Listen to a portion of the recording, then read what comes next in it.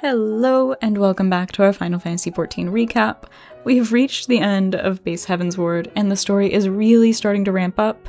I hope you're all as hyped to see what happens next as I am to get us through it.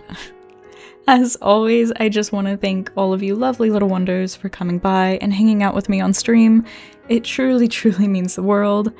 And with that, let's go over what we did last weekend. We arrive in the land of Alphino and Y'shtola's birth, to find it's been inhabited by the Gobbies. Alphino avoids conflict with them by agreeing to aid them in their endeavor to form a great new nation in the ruins of Old Sharlayan.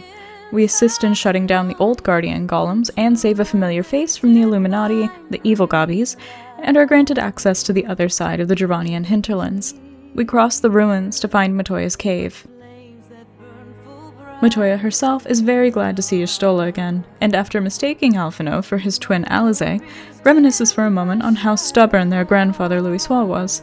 She tells us to get to the point, and Y'shtola requests her help in creating the etheric ram to break into Azizla.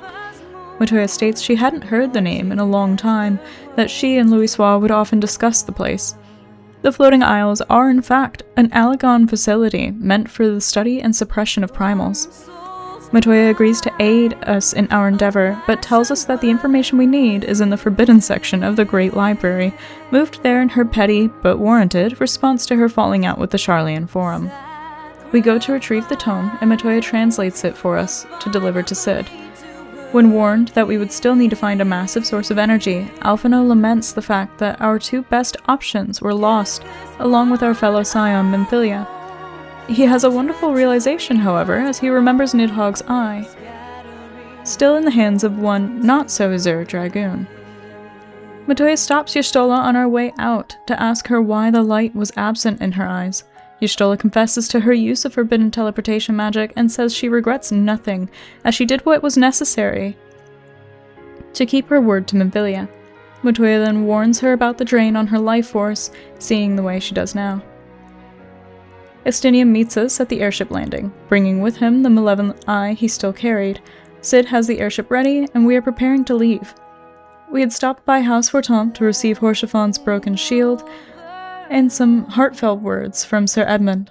He had told us that Horshafant had always sung our praises, called us a beacon of hope, and Sir Edmund can confirm after our actions in Ishgard that his son had spoken true. As the airship is making ready, Y'shtola warns Estinian to keep himself in check, lest the power of the eye consume him. He scoffs and tells her that he would consume the eye before it would consume him. The etheric ram succeeds in breaking the barrier around Azizla, but we also open the way for the Garleans in the process. Their massive warship breaks up from the clouds behind us and opens fire. Isael arrives, ferried by Reisvelger and guarded by two small dragons. She asks forgiveness from the Great Worm and Shiva both, stating that she cannot give up her dream of a peaceful tomorrow. She throws herself between the Enterprise Excelsior and the Garlean warship, taking her Shiva form once more. Isael succeeds in pulling the gunfire away from us and pierces the ship with her ice, causing catastrophic damage to their hull. The ship goes down, but not before blasting Isael from the sky along with them. She thanks us for showing her the way before she passes on, yet another friend we must avenge in this war. One that Y'shtola recognizes as a crystal of light through her newfound etheric vision. We land in Azizla, track down a guidance node, and fight the Garleans on our way to stop the Archbishop. Along the way, learning the true purpose of Azizla was to contain the summoned primals for research, a technology the Garleans hoped to employ to end the cycle of rebirth for the false gods. And while we don't oppose the goal, the method is what resulted in the calamity that struck the Cartno battlefield so long ago.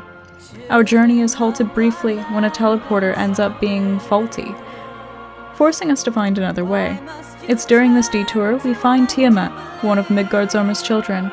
She tells us of how the Alagons were the first race of man to be at war with the dragons, and how they had struck down her beloved Bahamut.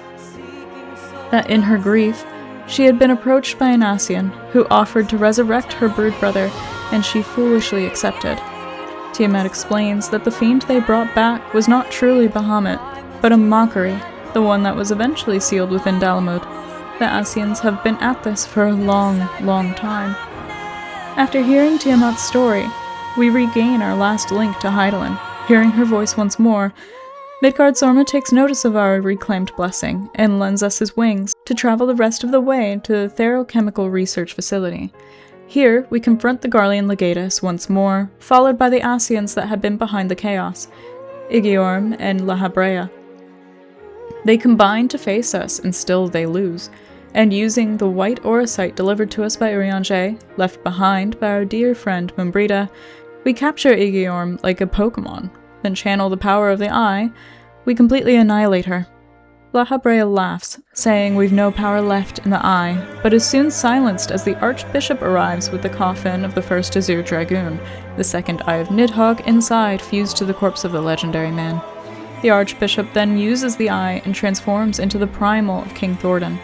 He slays La Habrea and absorbs the Asian's ether, telling us that if we have an issue with his newfound godhood, then we can meet him in battle over it.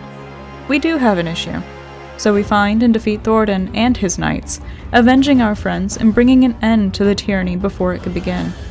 Thordan is at a loss. He cannot fathom what we even are to be so powerful as he dies.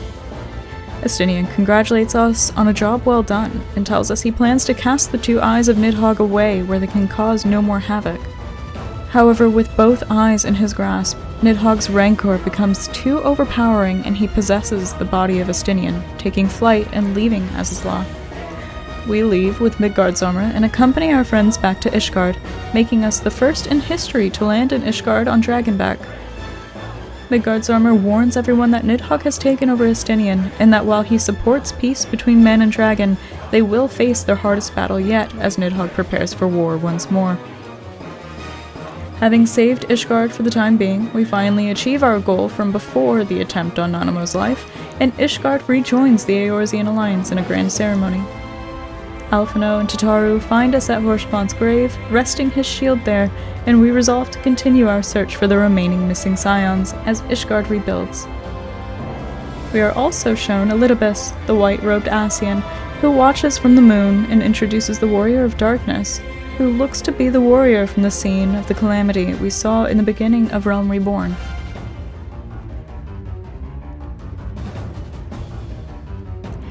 And there we are, my dears, scions to find and a friend to save. I hope you all enjoyed this recap, and if you're new and would like to follow along, then hit that subscribe button and follow me on Kick, grab a drink, and let's hang out. Bye!